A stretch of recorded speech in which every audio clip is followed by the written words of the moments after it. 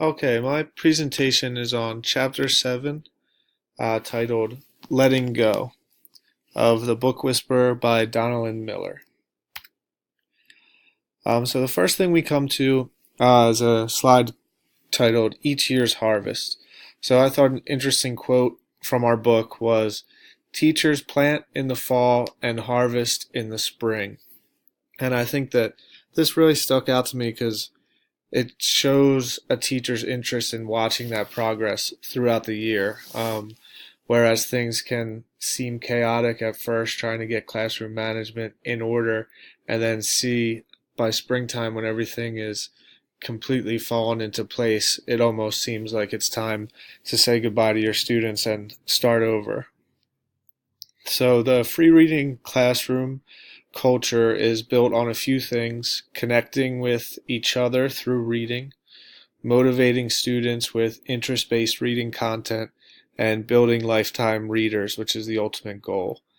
And a lot of quotes in this chapter stood out just to show how connected the author was with her students based on their interest in reading that was cultivated in her classroom. So this one quote is about two of her students. "If you have a book with a dog in it, give it to Melissa. Don't give sad books to Parker. She claims to hate them, although she seems to read a lot of them."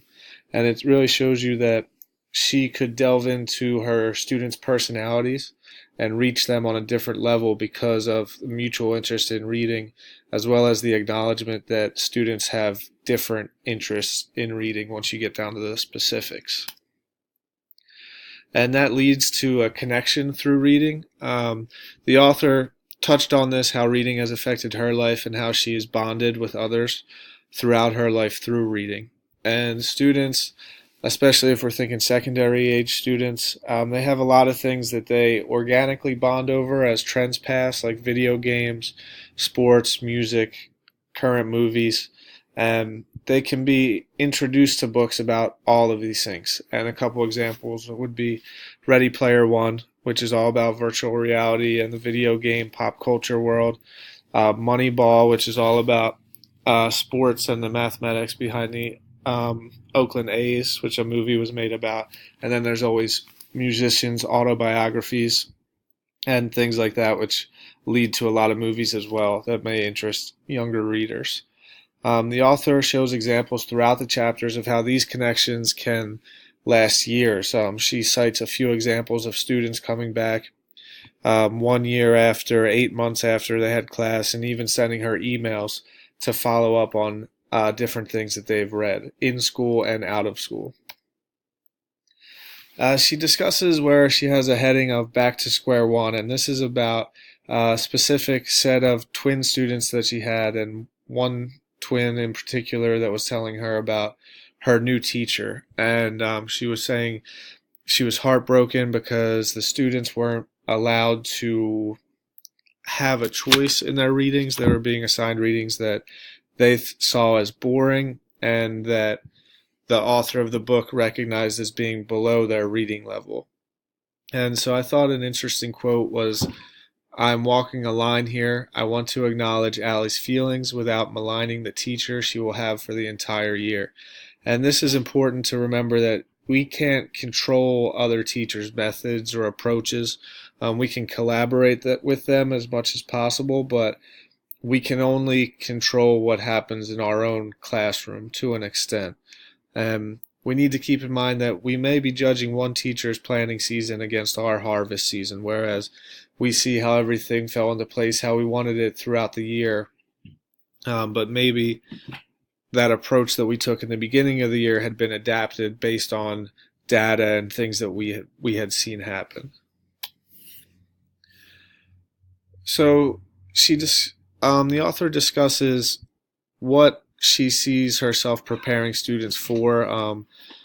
Miller mentions that people have said to her that she's not really preparing her students for a real life classroom learning experience.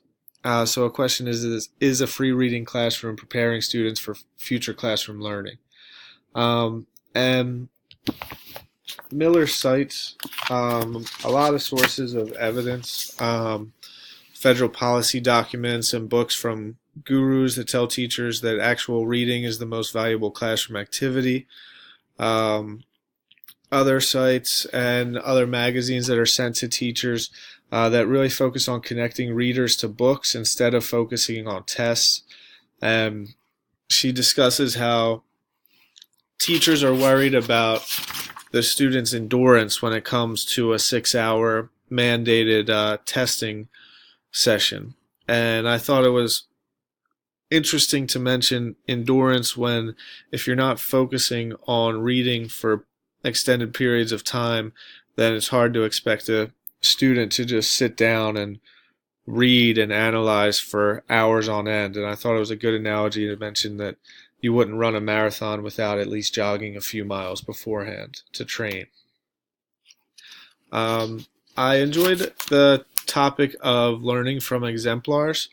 So a good quote taken from there was when Miller touched on her previous experiences, her work experience, and she always noticed that when corporate leaders desire to improve the efficiency, productivity, or earnings of their companies, they look at what the exemplars in their industry are doing and plan out methods for copying the procedures and attitudes that make those exemplars successful.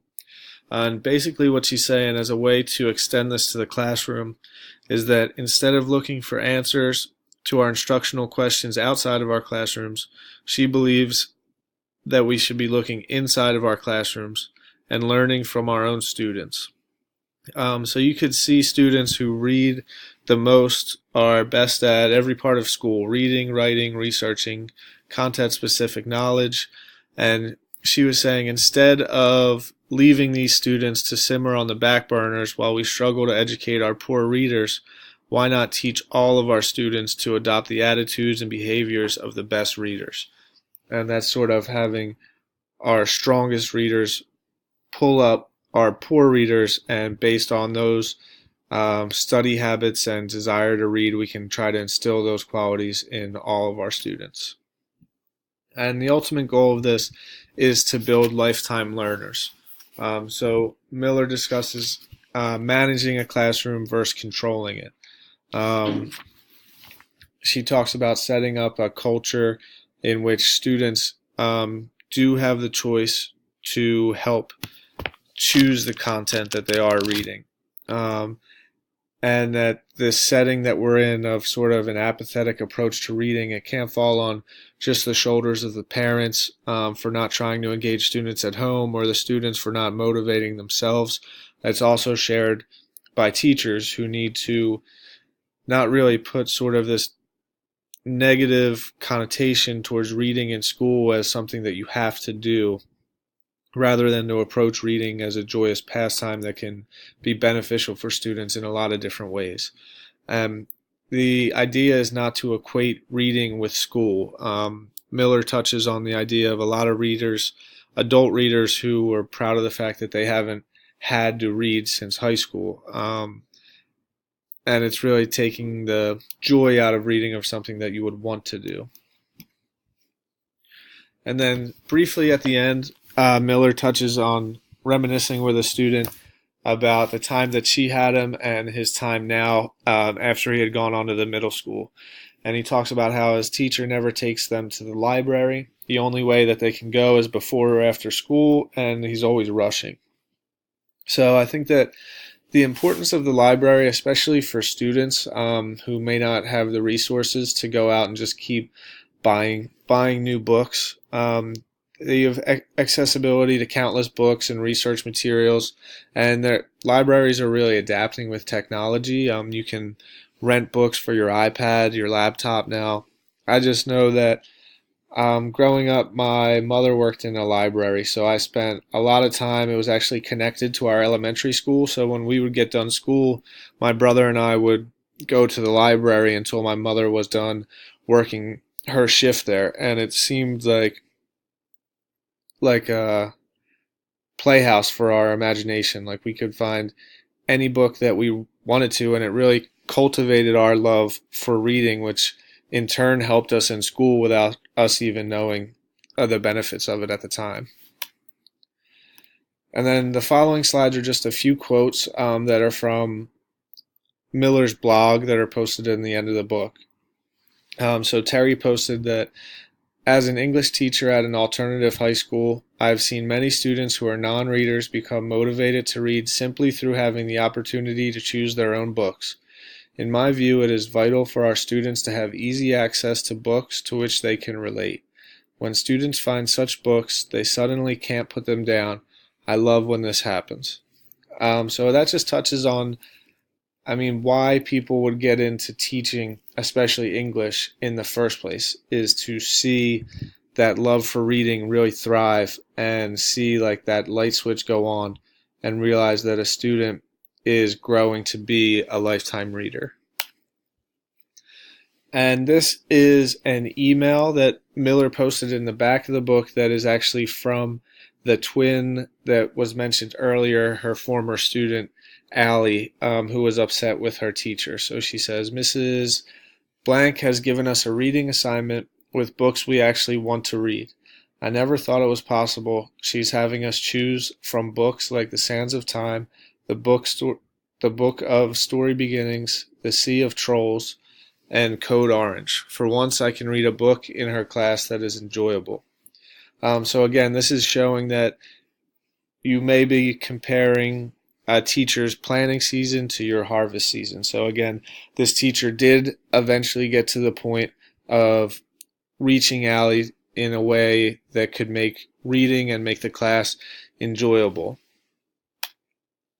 And these are all just approaches that Miller discusses, especially the fact of letting go. What this chapter was all about was sort of letting go of that control, like that chokehold you might think that you need to have over your classroom and your students, and letting go after they're done in your class so that they can continue that journey more independently to becoming lifetime readers and lifetime learners, which is what this book was really all about.